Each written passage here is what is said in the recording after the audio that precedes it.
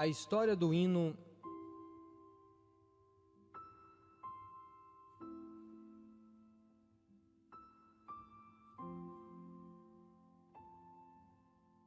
Sublime Graça.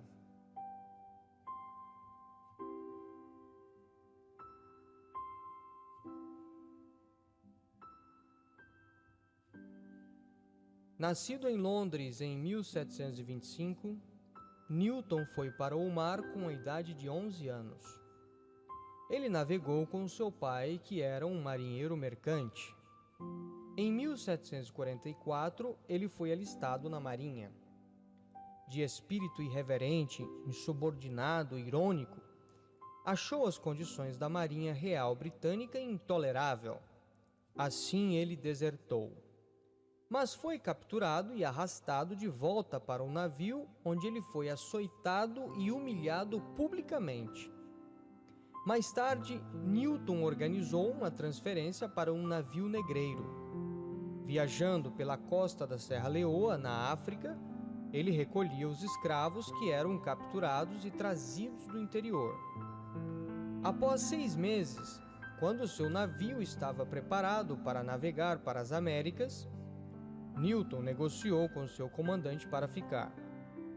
Ele logo se arrependeu da decisão. Tratado como um escravo e deixado meio morto de fome, ele foi ajudado por escravos africanos que arriscaram punição severa por compartilhar sua comida com ele.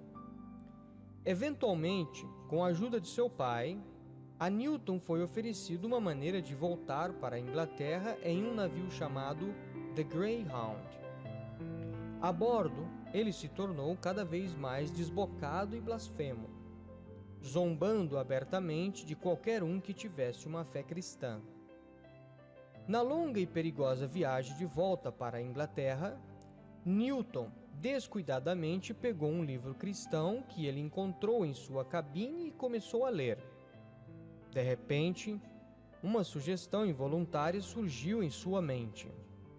E se estas coisas forem verdade? Horrorizado com o pensamento, ele fechou o livro. No dia, o navio foi apanhado por uma violenta tempestade. Um homem foi lançado ao mar e as ondas quebrando sobre o navio causou sérios danos. Depois de horas de retirar água que invadia o navio, Newton gritou: "Se esta tragédia não vai terminar, que o Senhor tenha misericórdia de nós." Ele foi atingido instantaneamente com suas próprias palavras. Este pensamento, falado sem muita reflexão, foi o primeiro desejo que ele teve por misericórdia em muitos anos.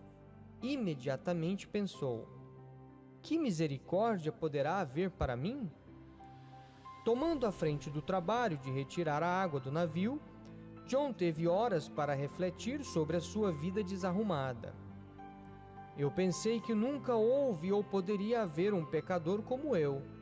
Cheguei à conclusão de que meus pecados eram grandes demais para serem perdoados. Durante semanas, o navio danificado estava à mercê do mar e a tripulação foi à beira do desespero, com escassas rações e quase nada de água ou líquido que pudessem beber. Durante esse tempo, Newton esteve lendo o Novo Testamento, desesperado para descobrir se o Deus que ele havia rejeitado por tanto tempo era real. Quando, por fim, conseguiram chegar à ilha de Torre, na Irlanda, 4 semanas depois que a tempestade destruíra o navio em alto mar. Quando chegaram a esta ilha, o último mantimento estava fervendo na panela. E depois que acabaram de ancorar, estando em terra, somente por 2 horas, o vento começou a soprar e desabou uma terrível tempestade com grande violência. Se tivéssemos continuado no mar naquela noite em nossa condição, com o navio praticamente destruído, certamente teríamos ido para o fundo. Nessa época eu comecei a saber que existe um Deus que ouve e responde às orações. Durante a sua estadia na Irlanda, enquanto o navio estava sendo consertado, Newton saiu em uma caçada organizada pelo prefeito Derry e quase foi morto em um acidente de tiro.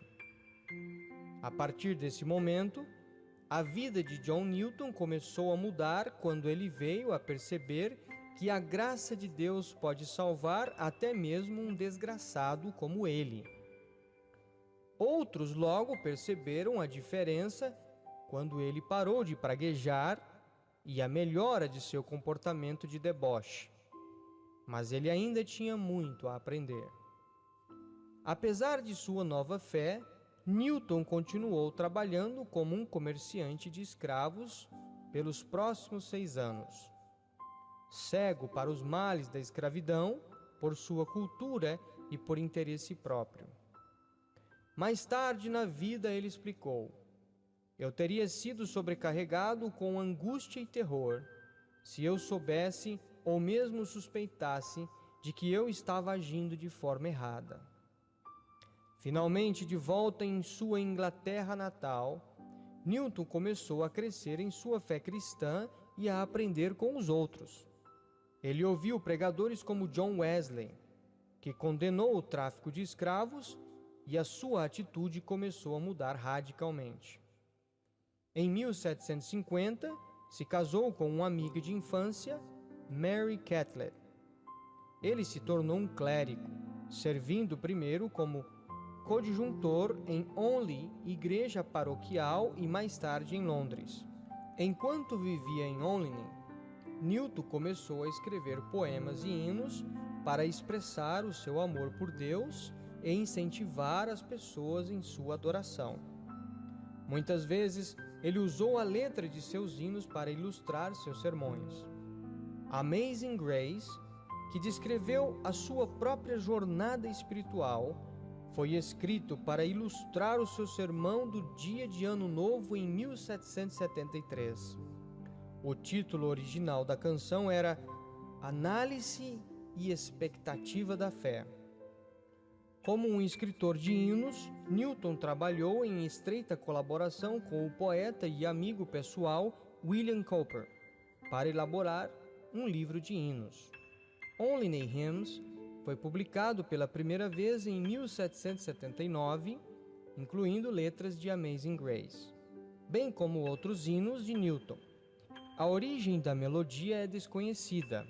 Especula-se que a música de Amazing Grace pode ter sido originado com a melodia de alguma música que os escravos cantavam. Demorou 20 anos, mas finalmente a primeira legislação contra o tráfico de escravos transatlântico foi aprovada em 1807. Em 82, Newton disse: minha memória já quase se foi, mas eu recordo 2 coisas: que eu sou um grande pecador e que Cristo é o meu grande Salvador. No túmulo de Newton lê-se: John Newton, uma vez um infiel e um libertino, um mercador de escravos na África. Foi pela misericórdia de nosso Senhor e Salvador Jesus Cristo, perdoado e inspirado a pregar a mesma fé que ele tinha se esforçado muito para destruir. O seu mais famoso testemunho continua vivo. No mais famoso das centenas de hinos que escreveu, Amazing Grace.